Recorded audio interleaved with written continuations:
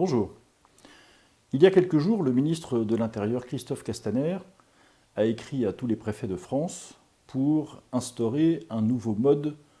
de comptage et d'annonce des résultats aux élections municipales. D'après cette circulaire, les préfets sont enjoints de ne communiquer ou de ne comptabiliser, de ne publier que les résultats des élections dans les communes de plus de 9000 habitants. Pourquoi cette décision ? Certainement pour faire en sorte que les résultats municipaux de La République En Marche, très peu implantés dans les communes rurales et dans les petites villes, apparaissent meilleurs qu'ils ne sont, puisque, étant en revanche très présents dans les métropoles, les candidats d'En Marche pourront bénéficier en proportion d'un résultat, d'un affichage meilleur, bien meilleur que si les résultats de tout le territoire étaient pris en compte. Au-delà de la manipulation, ce qui m'a conduit à appeler ça des méthodes de voyous,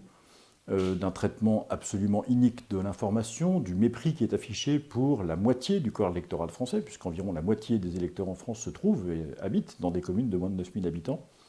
on voit bien que continue de se déployer à la tête même de l'État cette volonté d'écrasement, de mépris, de relégation de tout ce qui n'est pas, a priori,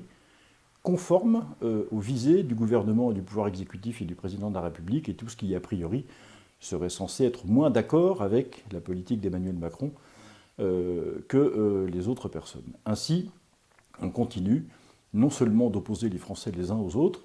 non seulement de mépriser, de reléguer, de manquer de considération à l'égard de tous ceux qui ne partageraient pas le projet du président de la République, et au fond, on alimente ce climat de violence institutionnelle dans lequel se trouve plongée la France aujourd'hui. Et si je prends comme exemple rapide ce qui s'est passé ce matin à Béziers, où un groupe de prétendus syndicalistes ont interrompu purement et simplement une émission de radio de manière violente, on peut le dire. Les réunions électorales, celle de Mme Schiappa par exemple, dans le 14e arrondissement, qui a été envahie par des opposants politiques, c'était hier soir à Paris, ou encore la réunion d'Alliance Vita à Rennes, il y a quelques jours, qui a été purement et simplement interrompue avec dépôt de plainte et certainement quelques blessés légers à la clé. L'interdiction faite à Sophia Gacinski, François Hollande, de s'exprimer dans les universités, l'impossibilité pour des tas de personnes de prendre la parole normalement, des étudiants dans les universités, bref. Toutes ces attaques contre la liberté d'expression, contre la possibilité pour le débat public de se tenir dans de bonnes conditions, ne viennent pas de nulle part. Ce ne sont pas des girolles qui poussent par hasard après la pluie. Le gouvernement, en particulier à cause de ce type de circulaire que vient de signer M. Castaner, entretient ce climat. Il le fait, je le pense, sciemment. Dans la stratégie politique d'Emmanuel Macron, il y a cette volonté de faire en sorte que s'expriment de manière de plus en plus énergique et parfois même violente ceux qui sont réputés être des extrêmes des deux bords, confortant ainsi la position du président de la République comme une espèce d'intermédiaire modéré entre deux extrêmes de gauche et de droite dont il faudrait se protéger. Ceci est non seulement artificiel, c'est inique, c'est indigne de la fonction de chef d'État, ça n'est pas conforme à nos traditions françaises, et en tout cas, ça n'est pas ce que nous voulons pour notre pays. Il est urgent que se rétablisse d'abord, dans des conditions normales, la liberté d'expression, quelle qu'elle soit, et même pour des gens qui ne pensent évidemment pas comme nous,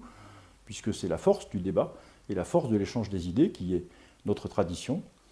Et deuxièmement, il est urgent qu'au moment des élections municipales,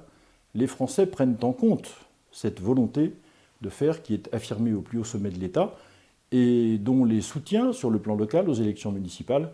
n'ont pas de raison de se départir. Il est à craindre que les responsables d'En Marche arrivés aux manettes dans les communes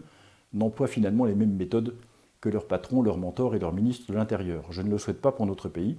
Je mets donc en garde de manière très énergique contre ces dérives et contre la réplique possible de ces dérives dans les territoires qui, eux aussi, sont d'ailleurs méprisés par le pouvoir central. Décidément, cette année 2020 commence sous des auspices un peu difficiles et un peu compliqués, mais je ne doute pas que nous saurons envoyer tous les messages qu'il faut au pouvoir exécutif à l'occasion du scrutin de mars prochain. Je vous remercie et vous dis à vendredi prochain.